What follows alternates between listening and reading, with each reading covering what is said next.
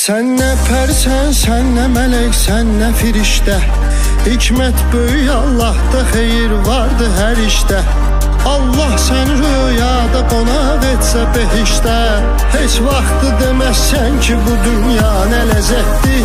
Heç vaxtı deməzsən ki bu dünya nə ləzzətdir. İnsan oyan artıq, niyə qəflətdə yatırsan?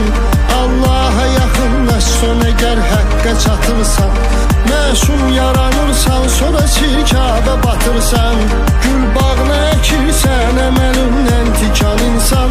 Gül bağına əkirsən, əməlindən tikan insan. Vüsal Allah'adırsa arzuların fərqi nədir? Mənbəyi birdirsə qardaş, suların fərqi nədir? Bir şiyə, bir sünni, bunların fərqi nədir? Bir olaq, qardaş olaq, bağlayaq mübahisəni. Yetimə zülm eləmə, yandırar Allah səni. Özü yandırmasa da yandırar Allah səni. Cəhd elə vüqar ömrünü mənalı keçirt ki, iz qoydu desinlər, deməsinlər yaşı getdi. Cəhd elə vüqar ömrünü mənalı keçir ki, iz qoydu desinlər, deməsinlər yaşı getdi. Bədbəxtdir o aşıq ki könül sildaşı getdi. Ömrün nədir mənası, ömür yoldaşı getdi. Bədbəxtdir o aşıq ki könül sildaşı getdi.